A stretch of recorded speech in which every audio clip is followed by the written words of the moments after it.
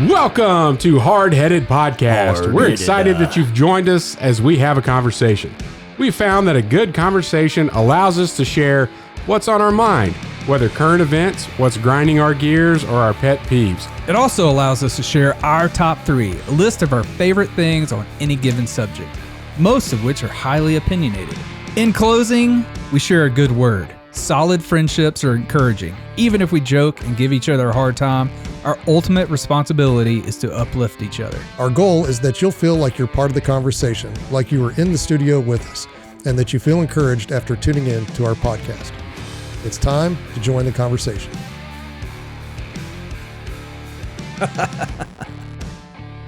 Man, I love that intro. All right, welcome. Thank you for listening today. Hey, I wanted to bring up something real quick before we get started. If you guys are listening, we would really appreciate it if you would go rate and review our podcast wherever you listen to it. The review part where you write something. Yeah, don't just click the stars. Positive. The stars are wonderful when you click 5 of them, but it would be really awesome if you could go write some words about how much you love this podcast. That'd be great. So let's get started. Today we are going to hear what is on Matt's mind. Then we're going to jump into the top 3. It is top 3 things to do with your wife in public. Your spouse. It doesn't have to be your wife. If you're a female listening and you have a husband. Yeah, it could just your spouse. Yeah. And we put in public on there because, you know. Everybody likes to do that one thing in private. Right? Somebody likes. Some people might try to do that in public. Well, yeah, it could happen. Just saying. We'll wait till we get to top 3. Let's we'll move see if on. It's any of us. Okay. And then we're going to end it with a good word. We're still in the chosen devotional, and Chet's going to lead that today. So, Matt. Yes. What's on your mind? Well, what's on my mind is I've been doing a lot of cooking. Yes. Recently. Experimenting. A lot of experimentation. What fanned this flame? Honestly, I don't know. I think I just kind of got bored with our usual stuff that we were eating. Yeah. And wanted to expand the repertoire of what. Expand your palate. No, my palate's pretty expanded, but I mean the repertoire of what we actually eat at home. Yeah. And trying to eat out, not eat out as much or go to, restaurants or order food or, whatever, and just kind of be more consistent in dinners at home. Cause a lot of times it's like, oh, just kind of grab whatever, and that's dinner. Cause there's a lot of stuff going on, sports and everything. Or, Audrey gets home and she cooks all day at the school, come home tired. I come home tired and it's just like, all right. So I got, started just kind of researching and, well, I'll tell you actually what started it was, I wanted to do a dinner, or kind of a nice dinner for my wife for Christmas as a gift. Yeah. And so I started looking at recipes and stuff like that. And, what do I want to make and how do I want to go about it? And so, I think last year sometime with the whole, pandemic and all that kind of stuff, I downloaded, the app, Masterclass and started just kind of watching some of those videos. And I've never been into cooking shows or anything like that. But, one of my good friends, is a huge fan of, Yotam Ottolenghi, and he's God bless you. That's his name. That's his name. I was thinking in my head, what did he just say? That's the guy's name. That's the diagnosis that the doctor gave him. Nope. He's got Khotan Matalongi. He's a Middle Eastern chef. Nice. And makes what appeared to be incredible dishes. And so one of my friends in Kentucky, she's a huge fan. And like, as soon as I brought him up, she goes, oh yeah, I've got all of his books. And so when I was over there, I started thumbing through some of his stuff and I was like, holy cow. Like he's got, I don't even know how many books he's got, but a bunch of them, and they're chock full of just these different recipes that he's got. He's got restaurants in Europe and that kind of thing. And so I was like, and I'm a huge fan of Middle Eastern food. Middle Eastern cuisine, I guess you could say. And so one of the Cuisine. I started looking, and one of the first things that he made was hummus. And I was like, dude, I'd really like to try that. But in order to do some of the stuff that he's done, I had to actually go get some kitchen gadgetry. Like what? Well, we already had a blender, but we didn't have a food processor. So I went and got a food processor. Oh yeah. Got one. And Yeah, you can't. You That's what we used to make salsa with. Yeah. and so I've never had one. We've always done it by hand, and we'd cut the vegetables up or whatever, and then we had like a manual food processor where you put everything in, and then you've got to actually Crank it. and do all that kind of stuff. And I was like, Crank it. In between when Crank you're it churning back, the butter. no, we don't churn butter. I go. I had a good joke, but you sang over it. Oh well, I was singing a song talking about Rip cranking it like it. a chainsaw. Yeah, that's Crank right. it like a. Family Force 5. Whatever. But anyway, so I got to looking at that, and I was like, well, I'm not going to be able to make that hummus with this hand-driven food processor. You got to get it. You don't want lumpy No, it has to be hummus. You fine. want smooth hummus. And so part of the hummus recipe was making a tahini sauce. And so I was like, all right. So I started, and that was kind of the first thing I made was the tahini sauce, which, by the way, he explained it in his video, and I didn't believe him at the time, but he's like, this is better than peanut butter, better than this. And he goes, you'll just love it any time. He goes, that's not me saying that. It's just a fact. And I was like, really now? And so I'm going to start hearing that from this guy now. Tahini sauce. I'm not just saying that. It's just a fact. And so, well, he doesn't say it's a fact. He goes, it's just totally true is what he says. And so I was like, all right. So the first one that I made, the tahini sauce anyway, it was all right, but I was like, yeah, I'm not going to, this isn't something that I'm just going to replace everything with. And, especially on a jelly sandwich. well, yeah, you wouldn't have jelly you can, But You said it replaces Nutella. peanut butter. Nutella. That's what Nutella does. oh, Nutella's so gross. But, so I made it, and it's all right, but it's not great, and in his series, he's like, and you're going to have to make this a few times to really know what you're looking for in a tahini sauce. And so I made it again, and it came out perfect. And it was so good. And I was like, I don't even need to make anything else because I can just take my pita and eat it just like this. This is phenomenal. What's in a tahini sauce? It is tahini paste, which is basically roasted sesame seeds. And it comes out and it's thick like peanut butter. And so you put that in a bowl and throw in a little bit of water, salt, lemon juice, and crushed garlic, and then mix it all up. And it turns into it almost gets cakey. And then you just add water until it gets a really smooth consistency of like a sauce. And Like peanut butter or no, not as thick? no. So that's the paste is like a peanut butter, but when you mix the water and the lemon juice, it turns into more of it's a sauce. So like a tahini sauce. Gotcha. And it's almost like Alfredo sauce or something like that. Kind of that. The viscosity. Yeah. It's a little bit more runny than I like that. it's not as Viscous. It's not as viscous as I was getting ready to go there. You stole it from me.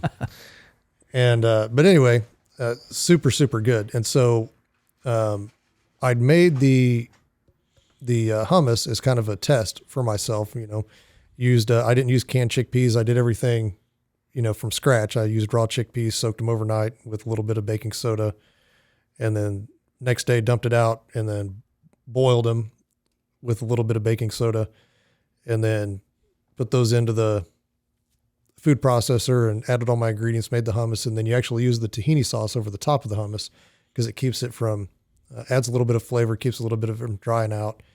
And then I made some confit garlic as well, which is just basically garlic Puree. No, it's not a puree.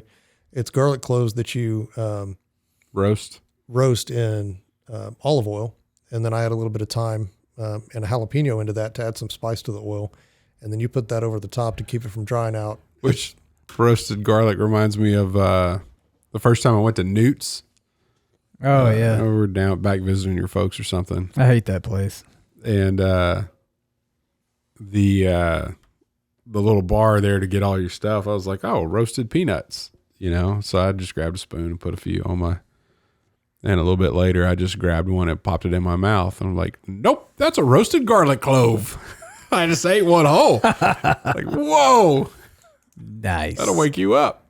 So when you actually do a confit garlic, it takes that sharpness out of it, Mm-hmm. and you can actually eat those by themselves, and you can actually get the sweetness and the other. It's still got a garlicky flavor, but it's not sharp. Yeah. It's not overwhelming. It's a very nice. It's overwhelming smooth. when you're expecting a peanut. It is. It might be. But anyway, Oh, I love garlic. so I made that, and then that was kind of like the test of myself. Okay, how hard are these recipes to follow?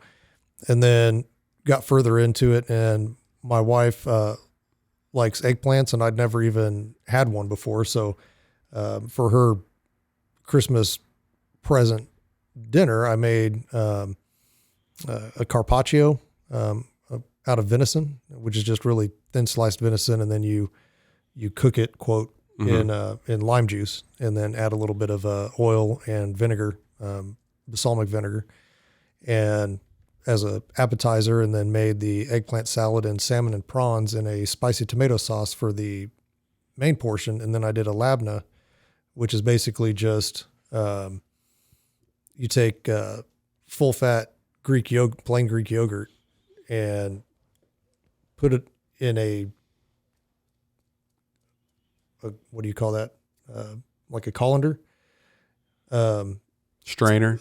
Kind of like a strainer, but with cheesecloth, and then you let all the moisture, you mix that with a little bit of salt, let all the moisture drain out of it so it becomes really thick. And then you put that on a plate, and then I made some berries on the top of it, and then I used the food processor again for the berries, and kind of almost made like a jam out of it, add a little bit of sugar and stuff like that, and then put that over the top of that. The kids ate that, and my wife ate that over the course of 2 days. And I mean, it was a huge platter, but I kept going back to that tahini sauce. Yeah. Because it would just be like, I mean, you take a dip of it and you'd be like, it's just an addictive taste. And so, I went through that bag of pita quick. I'd be like, man, I need a snack. Oh, that's what I'm getting. So you started with that, and then you've just gone crazy with. You've done shrimp Creole. You've done. Well, yeah. The shrimp Creole, I mean, that's always kind of been a staple. That's something that I learned how to cook and I make very well. But, I used to use like canned stewed tomatoes and, go that route with it and use tomato sauce and out of a can. And so this last rendition that I went through, that spicy tomato sauce that I used with the salmon and prawns, I said, man, this would be a really great thick base for the Creole. And so I changed a few of the flavors because I didn't want a Middle Eastern flavor in there. So I, took out the caraway but I still used because he starts it with peppers and like red peppers, which you can't find anywhere right now. Anywhere. You can only find like jalapenos.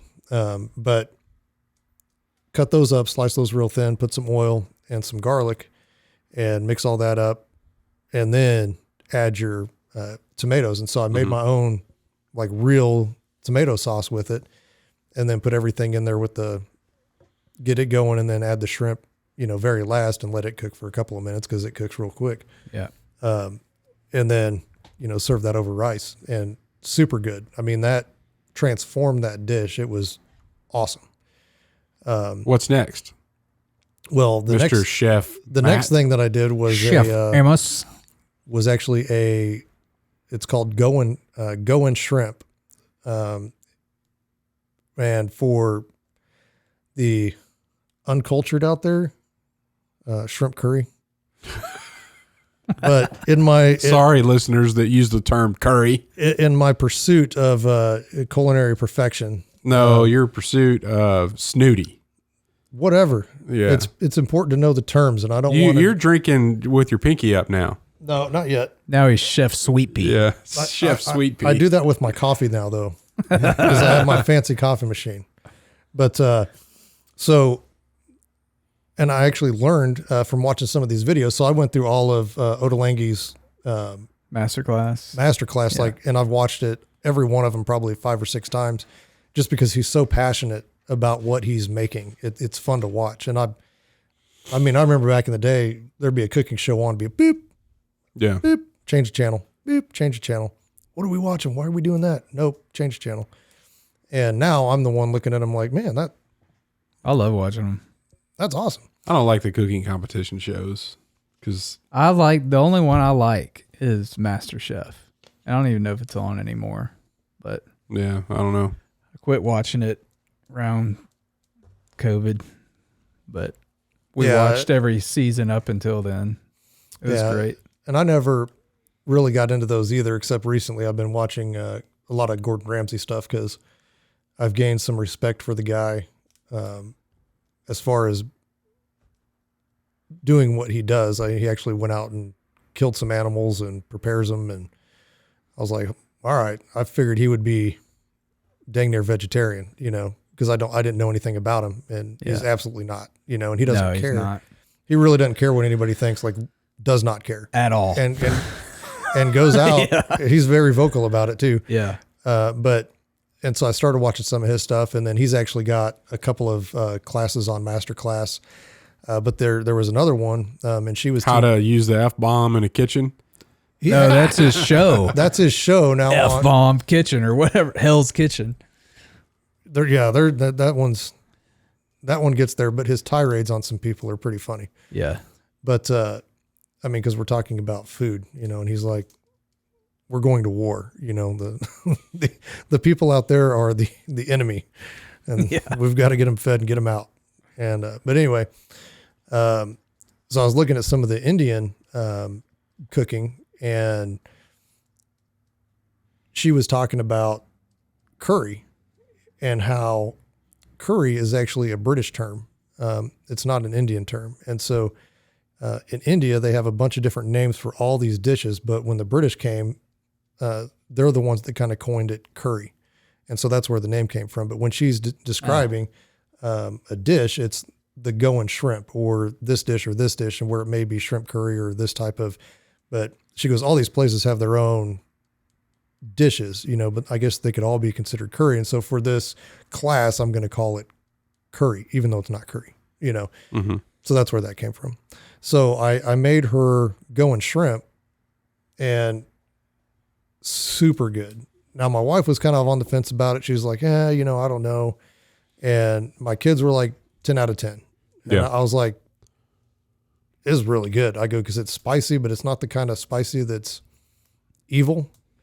You know what I mean? Yeah. There's the difference, where it's just painful to eat. Yeah. And this was like hot to where you're sweating and your nose is running, but it's not an evil, like sharp heat. It's just kind of you get to a level and it just kind of stays there. It doesn't get stupid hot.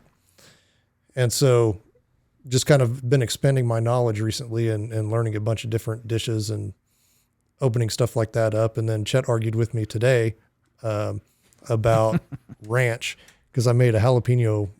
With no buttermilk. It wasn't a buttermilk ranch. I'm like, okay. There's different types of ranch. Yeah. Oh, okay. He just calls things whatever he wants to call them. But I made that. So I made that with a quesadilla. So I made some quesadillas, and then Did you have a electric quesadilla maker? I did not. I used my oven actually. And The oven. yeah. Oh, okay. So You ought to use your smoker. I fry mine in a pan. smoker wouldn't be too bad of an idea. I don't know that this would. We do ours in a pan too. This might fit on my big one, on the big smoker. But the way I did it was I laid, take a sheet pan, and they're called sheet pan quesadillas, and you lay out 3 tortillas hanging over the edge, 3 tortillas on this side hanging over the edge, 2 in the middle, and then put all your ingredients on the inside, fold them over, put 2 more on the top, and then put them in the oven and bake it and let it melt and everything and then brown up so it's crispy on the outside. And then I made the jalapeno ranch. And, quesadillas are just kind of quesadillas. It's like, Based on your ingredients. cheese and onion and avocado and stuff like that, which is what this recipe called for. But then that jalapeno ranch, I'm going to be experimenting a little more with that because it was super good. Yeah. But just kind of expanding the knowledge base to take some of the pressure off my wife from having to cook all the time. And Do you clean up after yourself? so for me, what I do is when I'm done with something, I immediately rinse it off so nothing's caked on. There's no mess to have to try to scrape anything off of, Yes. so that it's very easy to either A, put in the dishwasher, or B, soap up real quick, wash, dry off, and then the kids help with that. Yeah, I clean as I go when I'm cooking, and I'm teaching my 2 oldest to clean as they go too. Mm-hmm. It's important because you can end up with a It's a pile nightmare. of dishes quick. Yeah, depends on what you're cooking for sure, but yeah. Well, and even now, like my brother got me a bunch of or a gift certificate to I think it's Spices Inc. For Christmas, so that I could order a bunch of these different spices to use. And so I ordered, which creates more dishes, but I ordered spice containers. It's the word I hate. Some spice crockery. Spice bowls. Yeah, crockery. Yeah, the little, they'll hold about a cup of whatever. And so then you can individually, Ramekins. No, Is that what that's a dessert dish No. or sauce dish. You can use it for sauces, desserts. Or dry spices. But he's talking about that hold just like one yeah, cup. but I think they actually are, when I ordered them, I think that's actually what they were called, was ramekins. Oh, all right. I stand corrected. But so anyway, because, the one thing that I noticed with all these chefs is they always have everything laid out prior to. So like, Oh, yeah. if we're having dinner at, Well, it's good for video. it's good for video, but it's also a good prep, right? Yeah. So what? Technical definition of ramekin. Let's hear it. A small dish used for culinary purposes. Ah, so we were all right. No. I think you were wrong. You were 100% wrong. What? You were like, he can't. No, that's for dessert. And a culinary purpose of holding a spice. Or holding a dessert. It's a small dish for everything. Yeah, and you were so like, we were it's all not right. for that. It's only for dessert. I didn't say it was not for that. I said it, nah. Rewind the tape. Okay, let's go. We're all right. Everybody's a winner. Let's get a trophy. Okay. So anyway, Suck it, Trebek. That's Dude, his Japanese accent. sound like it. But it's kind of interesting just watching these guys and ladies and how they prepare. And so you can get ahead of the game and actually make the cooking experience a lot quicker. If you're saying you don't have a lot of time to do this kind of stuff or whatever, you can actually prep most of this stuff the night before, have it ready to go. So when you're cooking a meal, if you can kind of get ahead of yourself a little bit. It's meal prep on Sunday. Meal prep them all.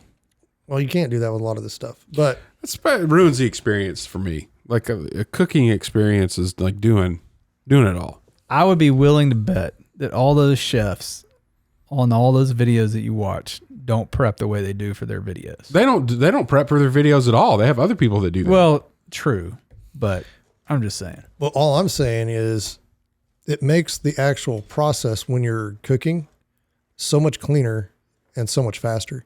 So, I've got my salt, my pepper, whatever I'm using, onions or whatever. And I've got those individual ramekins, and I like that word. yeah. And My wife introduced me to those, after I got married, and I kept calling them the little bowls. And she's like, they're like ram. And I'm like, what is a ram? I've never heard of that before. And so she was like, well, that's the term you use for these little things here. And I'm like ram a can? Like you ram a can against my forehead? Like, And so I never forgot it. Have you ever done that? Rammed a can against your forehead? Yeah. Who hasn't? I haven't. You haven't? No. You should. Nope. You should. Yes. Pass. It's fun. It's better to have consumed whatever's in the can before you do it, though. Yes. It's like a rite of passage. Chug, slam. I don't chug. The key is squeeze when you do it because that helps it crush. Yeah. Gotcha. Very well. But those ramekins actually help and make it a lot quicker when you're doing, so you're not running around the kitchen like, oh shoot, I've got to do these real quick and then do this and then do this. So, and that was more for people that just don't have time. You can prep the night before, but I'm kind of like you. I like to, as I start to cook, get everything laid out first and then throw everything together. Yeah. As part of the process. We have everything kind of where it are, like all of our spices are in a specific drawer. And so like with the jambalaya, when you got to brown this and saute that, I'll just go ahead and get all the dry ingredients and measure them out and put them all in one container. Yeah. And then I'll get all the liquid stuff and, get all that ready while other stuff is going on. The one thing that I was really surprised about was that shrimp curry was how quick it actually was to make. Like I think I was done in 15 minutes. The rice took longer. Yeah. And shrimp takes no time to cook. No, but even throwing like the, because this one called for shallots. And so 2 tablespoons of olive oil, throw some shallots in there, brown them up. And then you throw in all your seasonings and then make a paste out of that and then add your coconut milk to that and then just kind of work it until it gets to the right color that it's supposed to be. And then boom, add the shrimp, done. Like super quick. And I don't own an Instapot, so I don't have that kitchen gadget. I do my rice on the stove. I boil it like a normal human person. And I actually started out because I used to make rice one way. And then I was watching Phil Robertson. He had an episode In the Woods with Phil. Yeah. And he's in the kitchen, he's doing rice and he goes, this is how I do my rice. Bloop, bloop, bloop, bloop, bloop. And I was like, I'm going to do that. That's kind of ingenious right there. That makes it so easy. And so I've been using the way that he does it ever since, with the exception of the fact that I do tend to most of the time wash my rice, which he does not. Yeah. Wash your rice. So on city country boy washing rice. I'm not sure about that. On the, and I do that I don't do that with white rice, but I'll do that with basmati rice. Yeah. Because it keeps the grains from sticking. Gets all that basmati off of it. Mm-hmm. Well, because those grains of rice can sometimes be almost like half an inch to an inch long, and you don't want those sticking together. But all right. That's what I've been up to anyway. That's a lot of fun. It is a lot of fun. I want you to bring some of this stuff into work so I can taste it. Well, we might what we might actually have to do is do like an instructional video where we can throw it out there on the YouTubes. And Matt's cooking show. Oh, there you go. Well, just, hard-headed cooking. Hard cooking with Matt. Hard-headed way. We might be able to do that. Drop a comment if you want to see Matt cooking. Do a little Creole. Just don't get your shrimp from Indonesia. That's where these shrimp came from. Now, for my wife's nice present dinner, I actually went to the seafood store and got fresh Gulf shrimp. Yeah. There you go. All right, let's take a break.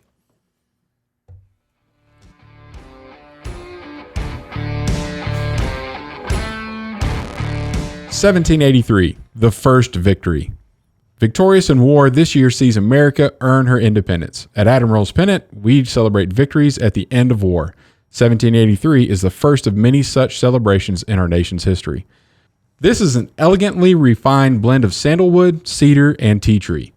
The subtle, lingering, woody scent of the sandalwood, light cedar, and the top notes of tea tree is the essence of masculinity, honoring the men who fought and continue to fight to provide us our independence. Check it out at admiralspennant.com. Without it, you might as well shave. All right, we're back. All right, excited about this because I can't wait to hear what you guys do with your spouse. I'm interested in what you're going to say because you alluded to like nothing. Pretty mediocre over here. Okay. Not a very exciting list. So, we'll start with Matt. Okay. Well, we're kind of the same way. So with kids and work and stuff like that, there's not and me traveling with Winter Wear Outdoors or, various places that I go, a lot of times we're too tired to really go do anything. So it's just nice to just kick it at home. But if we're going to go out, which is what the task is. Yeah. Yeah. Out. In public. Yes. In public. Top 3 things to do with the spouse in public. And and I think, what are we? We're not too far away from Valentine's Day. So this 4 days. So this might be some good ideas out there of things to do. Tips. And one of the things that, because, like I said, my wife and I really don't go and do too much. So this is kind of a list of, hey, maybe this is what we should do. And I actually did approach her with this a couple of weeks ago. And that's number 3 on my list. And that would be what I've been doing, or what I talked about for apparently way too long, a cooking class. And I did find locally that the Coke Art, whatever Mark Arts. Is that what that is? Mm-hmm. They actually do have cooking classes and they do wine tasting classes and stuff like that. Or, and if they have a cooking class, I notice at the bottom of every one of them, it's like, if you feel the need, bring a bottle of wine. They have wine pairing classes too. They'll pair with your food, or they used to. Huh. Well, and I saw some of that. But your favorite word is in there a lot with the mask. And so that was interesting. Yeah. But that's something that I would like to do, because I think that's something that she and I would enjoy. They have cooking classes with kids too. I did see that. And they've got like different stuff like baking classes or. Oh yeah. Well, they have all kind of arts classes as well. Yeah. So anyway, that's number 3. Number 2, long range shooting. So long range shooting. So my wife and I went down to Barber Creek. This has been a couple of years ago. Yeah. And the only time that she had ever shot a gun or a rifle was with me. And the one time that I took her, as far as shooting a rifle, we were at an indoor range, and she's short. So trying to stand up or, trying to get the seat just right to shoot at this indoor range was was a problem. And she was shooting my 30-06, and the first round sent her off the chair, and so that was kind of we're done shooting that, but she did enjoy, doing some shotgun type stuff. But I took her to this class, and it's always better if somebody else teaches your wife to shoot. You don't want to be your wife's instructor. Yeah. And so going there and having them. Because you may shoot her. Or she may shoot by you. the end of it, somebody's getting shot. She may shoot First you. time I took Ashley out, I shot her. Did you? Yeah. You shot my sister? Yeah. What? I've never heard this. Yeah, she we went out to, back home.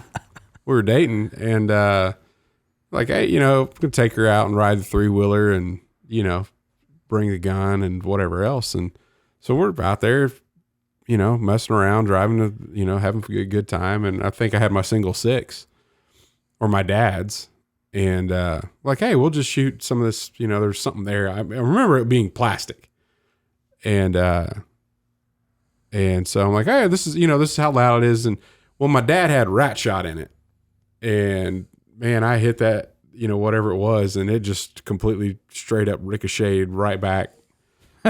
She's like, I'm like, what? And she's like, something hit me, and it was shot her. I've never done that. Yeah. There's a ricochet though. Still pretty lame on my part. Yeah. I'm glad it wasn't the first date. Would have probably been the last. I don't know. Her first date, she did not have a good time. That's a different podcast. Different podcast. Yeah. First date experience. We're gonna have to get into that one. We can do that one time, because she needs to tell a story, because I don't consider that a date. maybe she'll be a special guest. Yeah, we'll have to bring her in as a special guest. Yeah. Just see Chet cringe the whole time. But anyway, so it's always better to have somebody else teach your wife to shoot. And so we went down, and of course, it's a first class. Place to go. And, the meals are prepared. Thanks for that clarification. The meals are prepared for you. Breakfast, lunch, air conditioning, dinner, nice rooms, very comfortable setting. And, within the first day, she's popping targets at 1,000 yards and just having a heck of a time doing it. So that was a lot of fun to go, to go do with her. And then, number one, thing to do in public with the wife is, well, for me, it's my wife. Mm-hmm. Is I actually really do enjoy going to the kids' events with her. Whether it's, Lily's figure skating or Clara's soccer or band or choir, whatever it is, it's like, it's fun to go do that together and be like, yep, we made that. It's just kind of fun to go and watch, because it's kind of family time, but you're watching your progeny succeed. And so that's kind of fun. Good deal. All right, I'll go next. Number 3, browsing at the store. What store? Or shopping. Yes, we go shopping together. It's not my favorite thing to do with my wife, but it's something that we do together in public. We've gone shopping or browsing. She likes to go to Hobby Lobby or Home Goods. Your wife is like a near professional shopper. Oh, she is. She's definitely a professional flipper. Like, buy something on Marketplace, Facebook, sell it for $30 more the next day. Yeah. Like, she does that all the time. Yeah, really good at that. So it's not my favorite thing to do, but she loves it, so I'll go with her. It's a good time. Number 2. We love to go eat a nice dinner. Doesn't really even have to be a nice dinner. It's just good to get away from the chaos of our home, be alone, and just go eat something. Yeah. Yeah, something good. Where's your favorite place to go? Our favorite place, it changes depending on, we move a lot, so it changes. Whatever's close. Whatever's close. But right now we love to go to Oak and Pie. Yeah. It's right down the street. They have such good salads and really good appetizers. Their pizza is pretty good too, but we go for the appetizers and the salads. Yeah. Yeah. They're actually better than that pizza, I think. But the pizza is still really good too. Yeah. And then number 1, we love to just go to the movie. Movies. Yeah. We pick the movies. It has to be something that both of us really want to see, because we would rather, if we're going to be together, we'd rather have time to go talk and chat. But if we're tired and really just want to see this movie, man, we'll just go to the movie. So yeah, 1, 2, 3. Full. When you go to the movies, it's full popcorn and. Yeah, we'll split a drink and get a large popcorn usually. And if we go to the Warren, she'll usually get something off the menu from the diner in there. Usually fries. They come with different sauces and stuff. So yeah, cool. Pretty normal here. You share a drink? Yeah, because they're like $12. That's how you get COVID. Well, we both had it. That's how you get cooties. Yeah. That's funny. Yep. All right, I'll go. Number 3, a little bit more. You're a cricket. Yeah. Nobody cares. All right, let's move on to a good word. Go ahead. Matt and his sound effects. That's great. Really, really looking forward to all of that. He's really repping that DJ job over there. I'm learning the buttons because I don't have them labeled. Not just shopping in general, but we've really enjoyed grocery shopping together over the last couple of years. That's just a good, and hopefully we go early on a Saturday before the stores get crazy. But we really enjoy our time out doing that, and get some meal plan. And normally all that's done on a list ahead of time. We'll sit down and talk about what we want to cook, what we want this week, and go do that. But that's a good time. Really good time. to spend together and get some things accomplished at the same time. Number 2, going out, but just for dessert. So the normal spouse date thing, if you're going to a restaurant or getting the stuff that you want, then there's never room. Like, I don't want to get dessert. Oh, blah, blah, blah. Too full, or I don't want to spend that much. But we found that, especially with Coco Dolce or something like that, you could spend your whole evening with the kids, have the dinner at home, all that kind of stuff, and then be like, all right, we're out. We're going to go. And that's a lot. Number 1, it's not that expensive. Number 2, you're not stuffed. And number 3, it's like it's just a date. Like, you're out there, get to talk, visit, and splurge a little bit on eating some good sweets. Number 1, hiking. And there's not a whole lot of that around Wichita, but whenever we travel, that's something that we enjoy doing, just getting out in the wilderness. But you could do that at home, walking the dog, getting out and spending some time like that. It's a lot of fun. Walk the dog. So, yeah, there you go. It's good. The hiking and the walk used to be fun. Well, it still can be, Matt. Nope. You get in your track chair. No, that thing's way too slow. Okay. Nope. So when we go on vacation to Colorado, there'll be days, it's just like, oh, we're going to go on a hike. And I'll be like, have fun. Yeah, see ya. Send some pictures. I'm going to go try to find a little spot to fish. And so they'll go do that. And then I'll find a little spot, go fishing. And then, we'll go and take the Ranger and go 4-wheeling. And that's what. Oh, yeah. That'd be fun. Because I can get back in there a lot further than the kids want to hike or any of that on the 4-wheeler. Yeah.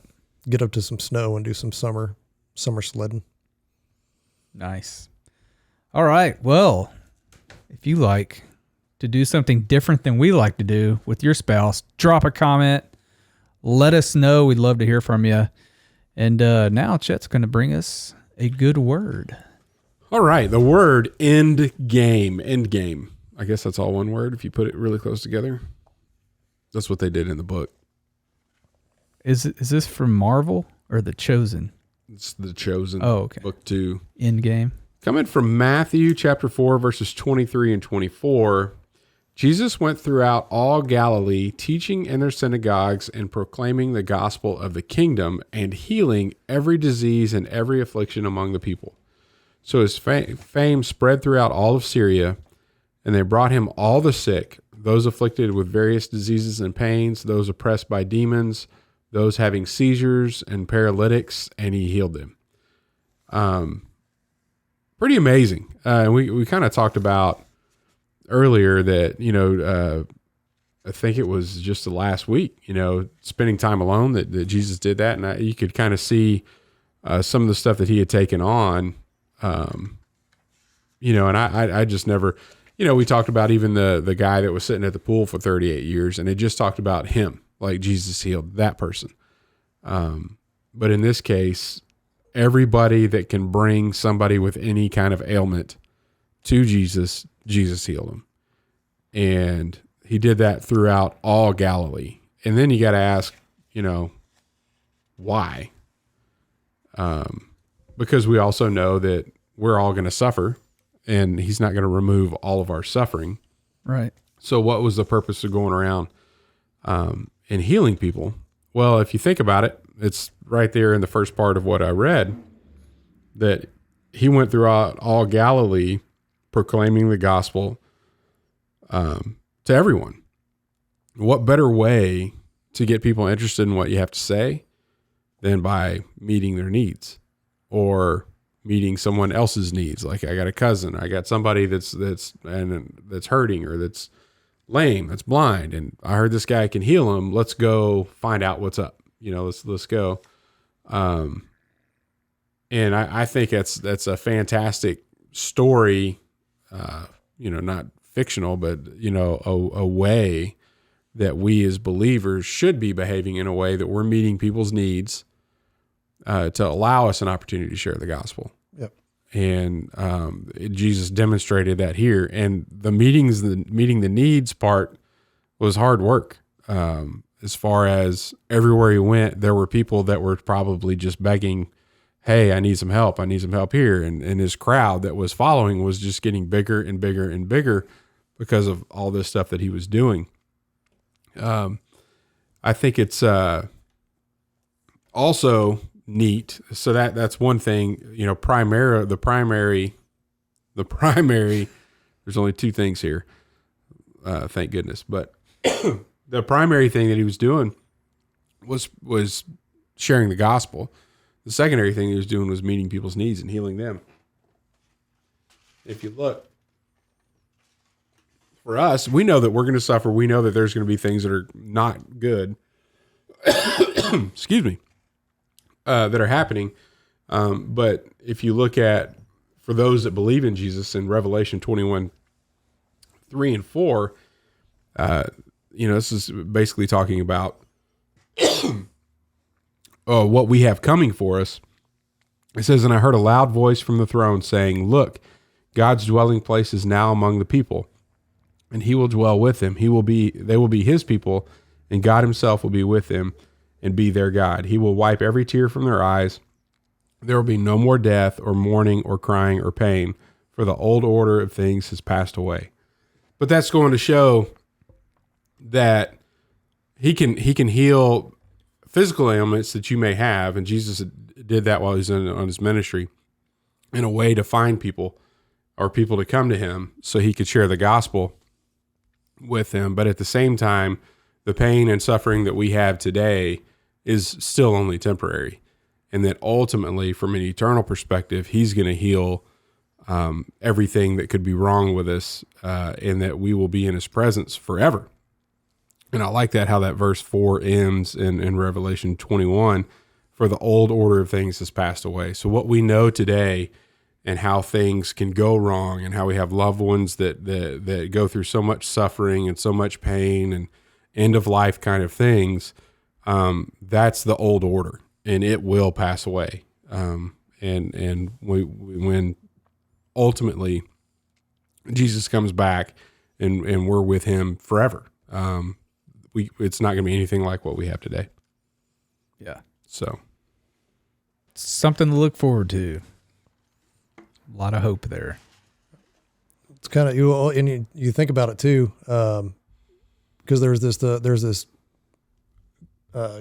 lady that just popped up. I don't know, somebody shared her story, and, she's only got, maybe a month or month and a half, 2 months to live at most. And so she knows she's not going to be here. And so she's sharing her story, and, she's like, here I've been, on this earth, and, had to deal with all this suffering and, constant hospital visits and knowing, and last time she went in, they're like, hey, it's coming, maybe you may have a couple months left.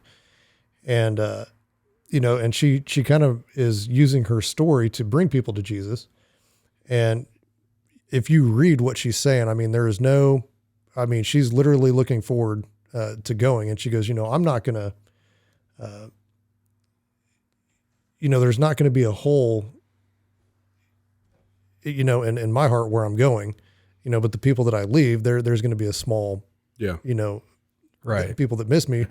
But ultimately where I'm going, what I've been through is such a small piece. It's almost invisible of eternity, of what I've had to go through for the last, whatever it is, 10, 15, 20 years, whatever it is that she's dealt with this illness. And I think a lot of people look at that and they're like, why would God make somebody go through this? Or, why is there suffering, and why does he allow suffering, and whatever. And they just kind of, lose faith or lose heart over the deal. And I think that comes from looking at it from maybe from a non-eternal outlook. yeah, Because that eternal outlook, this is so short of a time that we're actually here compared to where we're going, because you're looking at forever instead of, the last 75 years, which in earthly terms is a long time, but not in eternal terms. Yeah. Heard it said like death is the beginning of eternity, Yeah. It's the beginning of forever. You know? Thanks for listening to the Hardheaded Podcast. Don't forget to share this podcast with others to help us get the word out. Also, if you haven't yet, please rate and review the show. This helps our podcast show up in other people's suggested shows that may or may not have listened to us before. Thanks for listening, and we'll see you next week.